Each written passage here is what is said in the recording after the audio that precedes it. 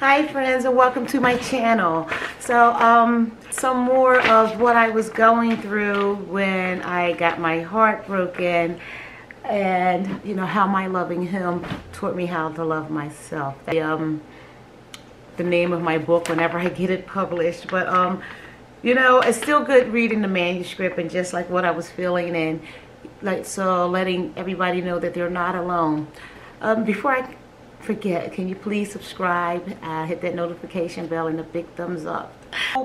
If you've been looking at my videos, and if you've been going to my YouTube, my Bonji's book club for broken hearts, that's on my Facebook, if you've been looking at those and just everything I write, I always say look in that mirror and tell yourself that you love you. So I actually have written down me doing the exercise and how I felt.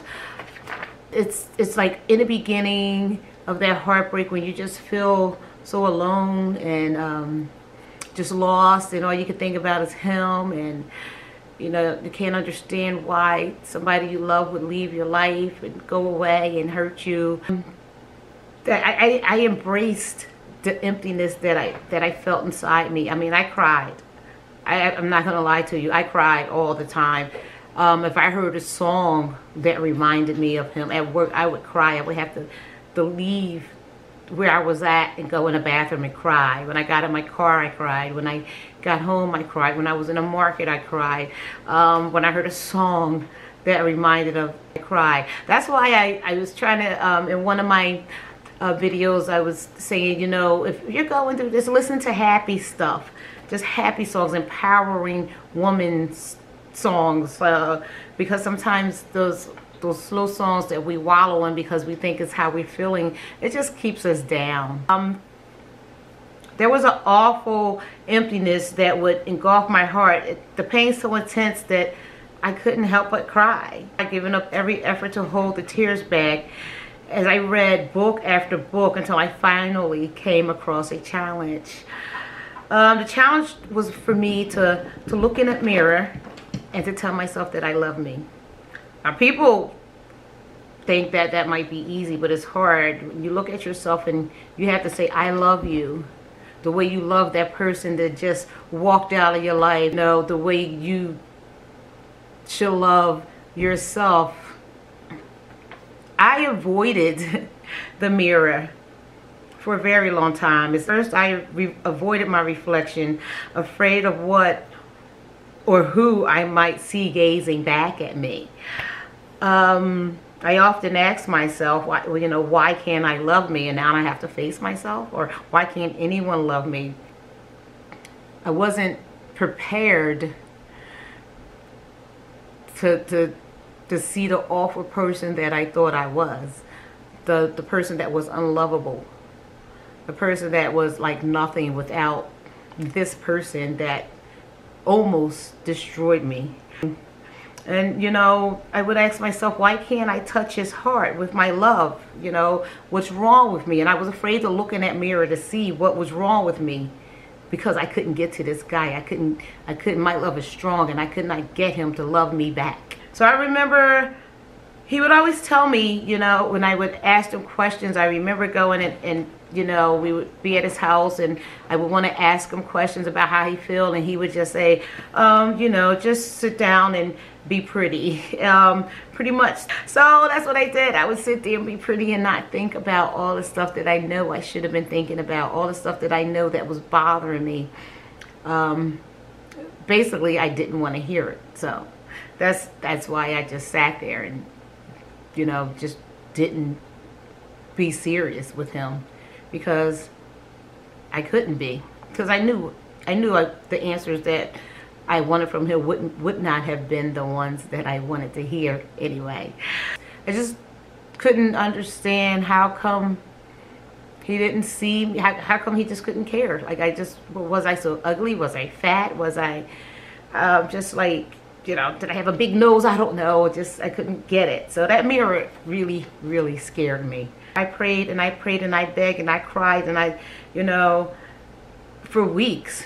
And for weeks I would pace back and forth, you know, looking in the bathroom at the, you know, taking a peek at the mirror and just be like, I can't. And, you know, I would walk back. I wasn't even thinking about him. I was so busy focused on myself, going in my bathroom and looking at me in the mirror.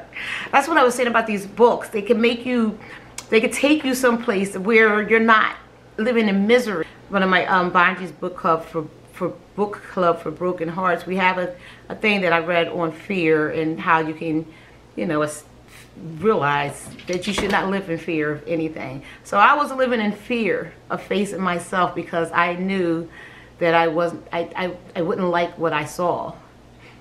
Like I would see a monster or something because I was so unlovable. And I prayed, I cried, I prayed, I cried. I walked past the bathroom door. I was just so much. And then I finally got the courage to face myself in the mirror. I finally was like, you're going to do it. You're going to go. You're going to look in that mirror. And I did. And I looked at myself. I cried. I cried. Not because he left me or we broke up, or I cried because when I saw myself, when I looked at that person that was in the mirror, I had no idea who she was. I had no idea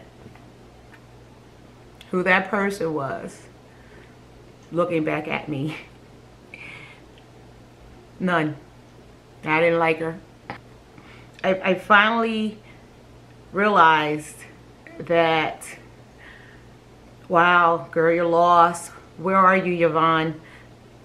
And you know, and that gave me the courage to go back the next day and look at myself in that mirror. You know, it took a while of every day, every night doing that exercise, and for me to even glimpse myself in that mirror.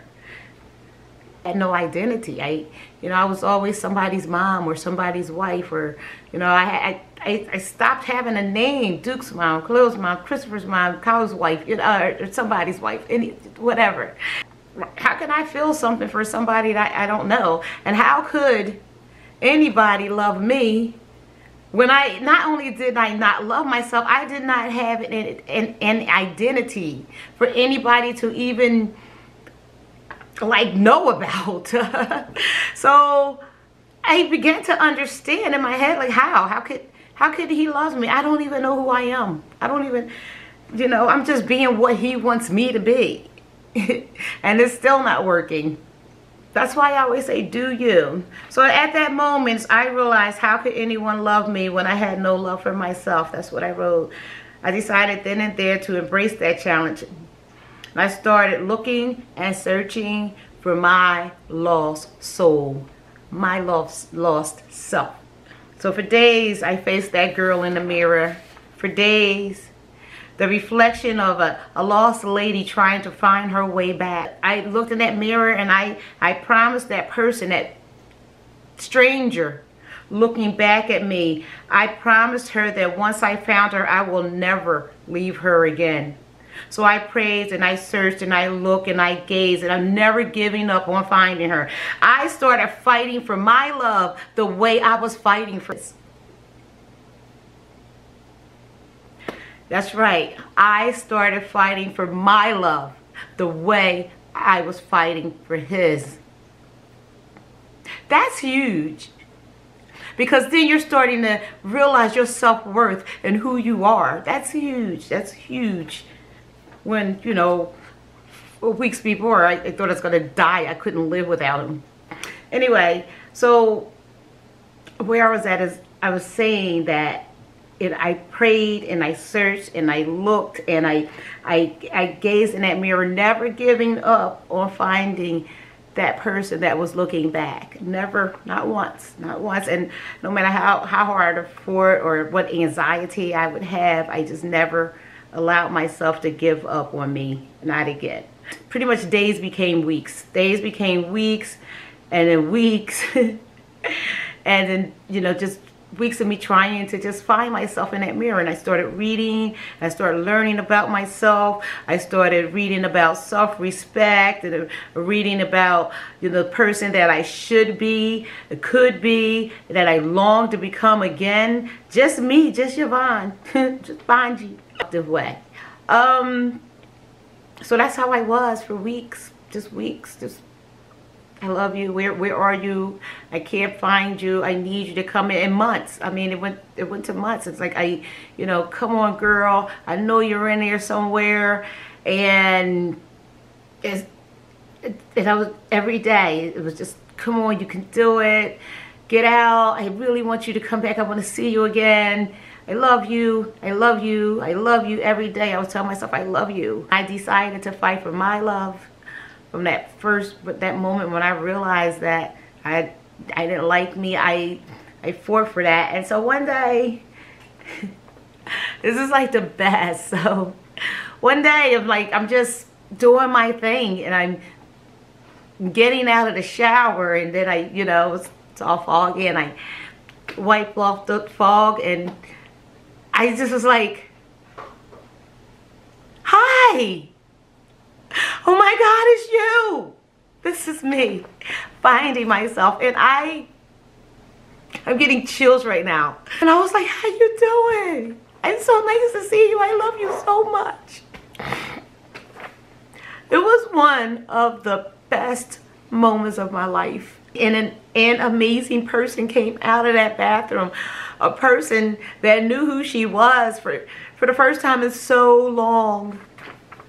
It was great. It was great. I whispered, I love you, and I did. I said, I love you, I love you, I love you.